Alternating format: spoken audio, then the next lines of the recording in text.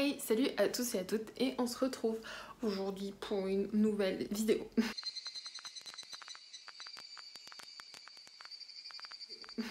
Donc aujourd'hui je réponds à une question qui a été demandée pas beaucoup de fois sur mon Instagram mais a quand même été demandée. Donc je me suis dit que c'était une vidéo qui pouvait être constructive, du coup on veut la faire. Pour ceux qui me connaissent pas, je m'appelle Lydia et je fais des vidéos sur YouTube qui parlent de livres mais aussi sur mon Insta si vous voulez me suivre.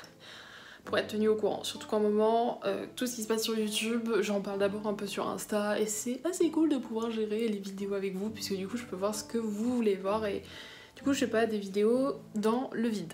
Donc aujourd'hui on répond à la question, désolée pour mes cheveux, ils sont dans un état lamentable mais bon. Donc aujourd'hui on répond à la question assez simple qui est de lire en VO. Pas mal de monde m'ont demandé, est-ce que tu lis beaucoup en VO? J'ai vu que dans ta bibliothèque t'as beaucoup de VO, donc parle-nous-en. Alors, je vais vous donner un peu mon expérience et après je vous donnerai les conseils, les livres que je vous conseille pour commencer. Alors oui, je lis beaucoup en VO, mais c'est parce que l'anglais c'est ma langue. Du coup, parce que l'anglais est ma langue paternelle, donc voilà, et que j'arrive à lire aussi bien en anglais que je lis en français. Mais comme j'achète moins sur internet, il y avait une époque où j'achetais plus mes livres sur internet et du coup j'achetais en VO, et maintenant que j'achète plus en librairie, du coup je lis plus en VF. Donc j'achète les VO que je veux vraiment lire en VO et parce que je veux passer par internet, c'est tout. Mais pour répondre à votre question, quels sont les bienfaits de la lecture en VO? C'est assez simple, ça vous permet de vous améliorer sur une langue qui n'est pas la vôtre, ce qui est génial. Ça vous évite les traductions qui sont parfois catastrophique. Je sais que la traduction du Nom du vent en français de Patrick Rothfuss, genre ça m'a fait, je l'ai feuilleté en librairie et j'étais en mode Ih, voilà, parce que c'est tellement beau en anglais, en français ça reste quand même pas mal, hein, c'est une traduction qui tient la route, mais c'est pas génial. Donc ce qui est aussi génial avec la lecture en VO, c'est que ça va être moins cher du coup. Vous pouvez les trouver pour beaucoup moins cher sur internet et en plus vous avez des couvertures beaucoup plus belles. Les couvertures un peu françaises sont un peu dégueulasses. Bragelonne a le monopole un peu de la fantasy, maintenant il commence à avoir De Saxus, mais au vu de ce qui s'est passé un peu avec De Saxus et que je suis pas trop fan de YA, donc moi je reste chez Bragelonne, Ménémos, ces gens-là qui sont pas genre géniaux dans leur couverture, je dois avouer. Après c'est juste mon avis personnel, les couvertures c'est ultra personnel, donc voilà. Donc je vais vous donner quelques conseils pour la VO et quelques livres qui sont assez simples à lire. Je vais commencer à mettre du YA et des livres que j'aime pas particulièrement mais que je pense qu'ils sont assez faciles à lire. Et comme je vous dis qu'il y en a entre vous qui aiment le YA et tout ce qui est fantasy romance, j'en ai mis quelques-uns à l'intérieur parce que j'essaie d'être ouverte d'esprit et que on va tout de suite commencer. Donc on va commencer avec les conseils. Les choses qu'il faut prendre en compte quand on va lire une VO, vous avez deux options. Vous avez les gens qui vont lire en VO ce qu'ils ont déjà lu en VF parce qu'ils ont tellement adoré la VF qu'ils veulent faire honneur à l'auteur et lire en VO. Ça c'est hyper honorable et c'est un bon moyen de commencer, même si moi je pense que parce qu'on connaît déjà l'histoire, du coup on va pas apporter autant d'importance aux mots. Mais je vous conseille de commencer comme ça si c'est comme ça que vous voyez commencer. Mais ce que je peux vous conseiller par contre c'est de commencer directement avec des œuvres dont vous connaissez un peu l'existence mais vous commencez directement. Et encore une fois ne vous concentrez pas sur tous les mots qui viennent à vous en fait, essayez de comprendre le geste de la page, le geste de la phrase et puis prenez Google à côté si vous avez besoin de Google des mots, mais concentrez vraiment vous sur une phrase. Moi je sais que j'ai pas de mal avec les langues, c'est une chance que j'ai parce que mes parents sont un cosmopolite, donc j'arrive à lire même en espagnol et en italien, même si genre mes trois langues c'est le portugais, l'anglais et le français. L'italien j'arrive à lire parce que mes parents parlent ça tout le temps entre eux, donc j'arrive à lire, et l'espagnol aussi, donc je le lis mieux que je ne le parle. Donc voilà, je pense que la lecture c'est vraiment un moyen pour vous d'améliorer vos langues tout en vous amusant. Bon maintenant je vais vous parler des livres que je vous conseille. Je vais vous parler un peu de ce qui est mieux dans les traductions, comment rentrer dedans et comment aborder les questions. Voilà. Donc je commence pas par de la fantasy, pas par de la fantasy, non, je commence avec de la romance et je l'ai en VF là parce que VO est chez mes parents. J'ai acheté la VF parce que longue histoire, j'avais le tome 1 à la maison et j'ai voulu acheter le tome 2 et je voulais l'acheter quand j'étais en ville, donc je l'ai acheté en français.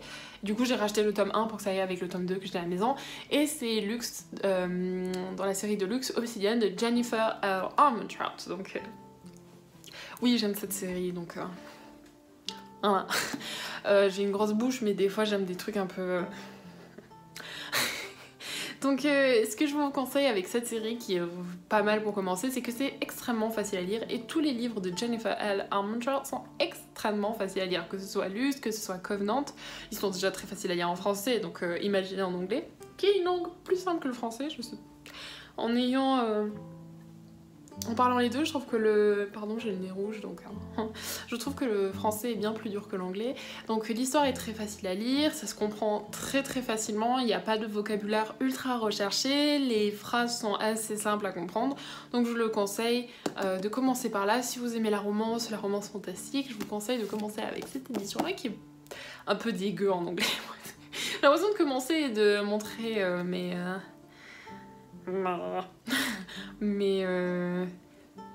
de pas prouver ce que je dis avec des exemples. Mais voilà, je vous conseille de commencer avec Lux de Jennifer Armentrout, c'est assez facile à lire, l'édition ressemble à ça, et voilà.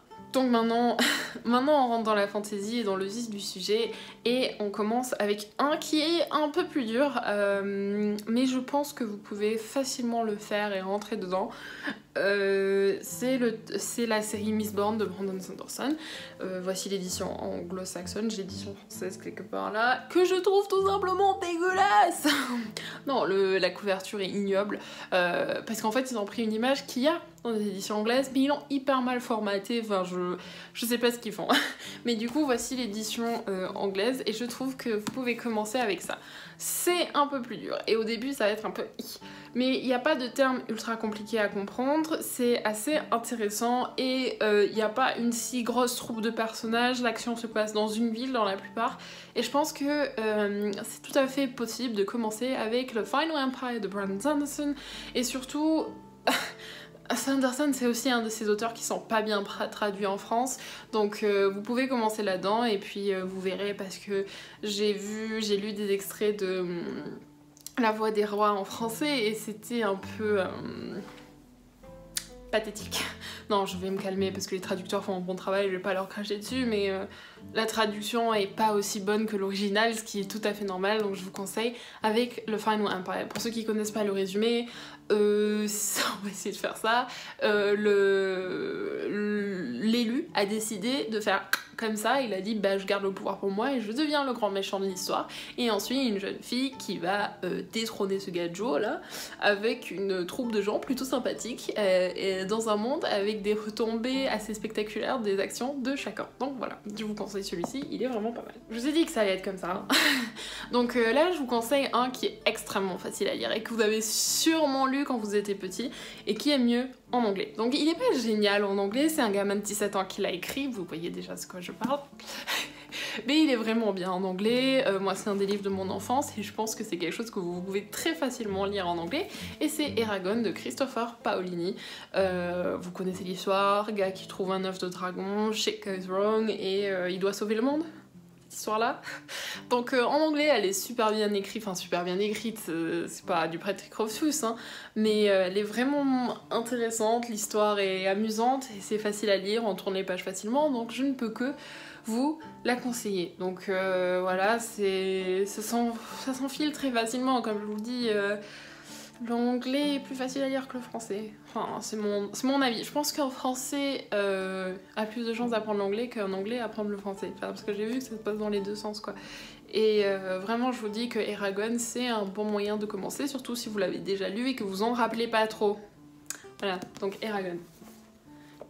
Donc pour ceux qui me regardent et qui aiment Sarah J. Maas, je vous conseille de lire Trône de fer en anglais. Si vous aimez bien les œuvres de Sarah J. Maas, ne les lisez pas en français, les traductions sont pires que le livre actuel.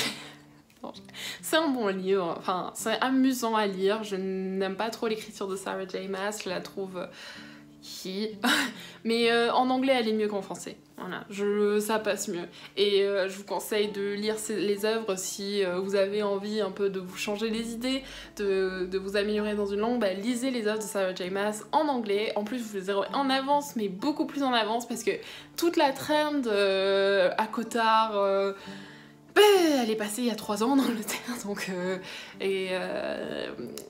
Kaelena aussi. Kaelena, c'était à la vogue il y a 5 ans, quand j'ai commencé à être intéressée par Booktube, quand j'étais plus jeune. Oui, il y a plus de 5 ans en fait. 14 ans. Oula, ça fait longtemps que j'ai 21 ans. Donc voilà, je vous conseille vraiment de lire Kaelena en A Friend of Glass en anglais, c'est plus intéressant, vous aurez des prix vraiment minimes si vous achetez sur internet, et c'est mieux. Donc voilà, je vous conseille de passer par là. Enfin, je vais vous conseiller une lecture que je pense vous devez être un peu plus advanced, et c'est même pas advanced, c'est plus une question de motivation, parce que vous avez, c'est pas de l'anglais actuel, c'est un anglais un peu plus... voilà, et c'est Le Seigneur des Anneaux de Tolkien. Bon, c'est une édition très vieille, que je ne lis pas, voilà, si je l'ai déjà lu, mais c'est une très vieille édition. Voilà, je voulais juste la montrer parce qu'elle est super jolie et que j'en suis ultra fière. Et c'est Le Seigneur des Anneaux. La plupart d'entre vous connaissent l'histoire. Que ce soit que vous ayez vu le film, que vous ayez lu les livres, vous connaissez déjà l'histoire. Alors, lisez-le en anglais. C'est un peu plus...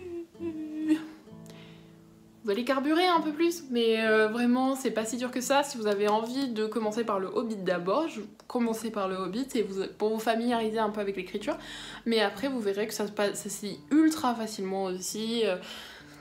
Pareil, si vous êtes habitué à lire de la fantasy adulte, si vous lisez de la fantasy YA, je pense que les descriptions et le world building, ça va pas vous plaire, mais je vous conseille vraiment de commencer à lire Le Seigneur des Anneaux parce que vous connaissez déjà tous l'histoire, donc lisez-le en anglais. Travaillez votre anglais et commencez à lire des VO. Donc voilà. Ce que je peux vous dire sur la lecture en VO, c'est que c'est quelque chose qui va vous amener, pas que genre ouais je lis en VO, j'ai des jolis livres et tout, non, ça va vous permettre d'avancer et parler une autre langue. Je sais que mon copain lui a appris l'anglais parce qu'il voulait lire des scans de manga hein, et qu'ils étaient pas en français et que du coup il parle la langue maintenant, enfin voilà quoi, et genre c'est vraiment un atout que vous aurez dans la vie de tous les jours, donc continuez et essayez de lire une VO, c'est vraiment une bonne chose.